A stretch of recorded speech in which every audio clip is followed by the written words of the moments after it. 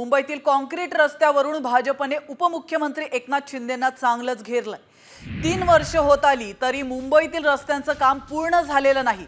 1.5-2 वर्षांपासून मुंबईतील सर्व रस्ते खोदून ठेवलेले आहेत, त्यामुळे मुंबई खड्ड्यात गेल्याचा आरोप भाजपने केला। कॉमस्कोर नुसार आता isakal.com आहे देशातील नंबर 1 ची मराठी न्यूज वेबसाईट। प्रत्येक अपडेटसाठी isakal.com ला नक्की भेट द्या।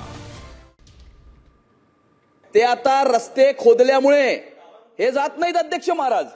अख्खी मुंबई खोदून ठेवली आहे अध्यक्ष महाराज, अख्खी मुंबई।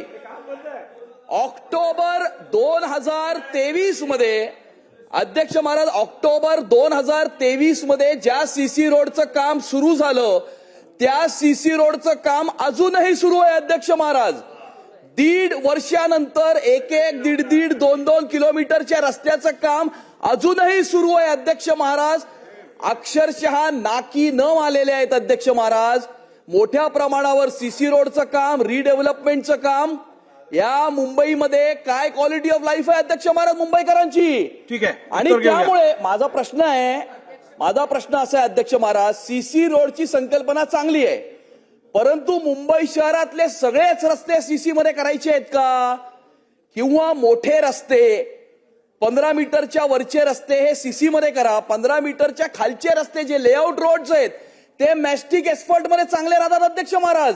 अर्ध्या किमतीमध्ये सीसी रोडच्या अर्ध्या किमतीमध्ये मॅस्टिक एस्फॉल्टचं काम होतं आणि मॅस्टिक एस्फॉल्टचं काम हे 15 दिवसामध्ये संपतं अध्यक्ष महाराज। तर प्रश्न या कामामध्ये अनेक ठिकाणी निकृष्ट स्वरूपाचं काम झालं, काम रेंगाळलं गेलं। उत्तरामध्ये म्हटलंय की अमुक इंजिनियर्सना नोटिसा दिल्या आहेत, पर्यवेक्षण करणाऱ्या संस्थांना दंड दिलेला आहे।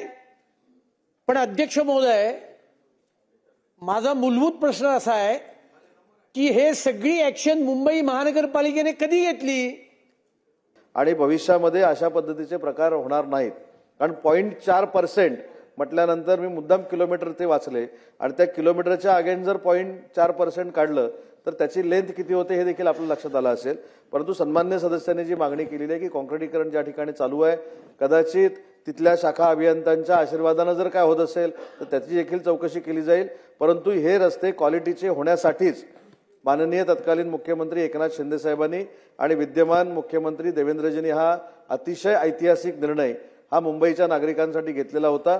त्याला कुठेही गालबोट लागणार नाही याची दक्षता घेतली जाईल। मी असे निर्देश देत आहे की सोमवारी दुपारी 3 वाजता सन्मान्य उपमुख्यमंत्र्यांसोबत स्वयं जे मुंबईचे आमदार या संदर्भात चर्चा करू इच्छितात माझ्या दालनात बैठक होईल। 1 नंबर 2, यापूर्वी ज्या वेळेला रस्त्यांच्या विषयात असाच प्रश्न निर्माण झालेला तेव्हा EOW मार्फत SIT स्थापन झालेली आणि याची सखोल चौकशी झालेली।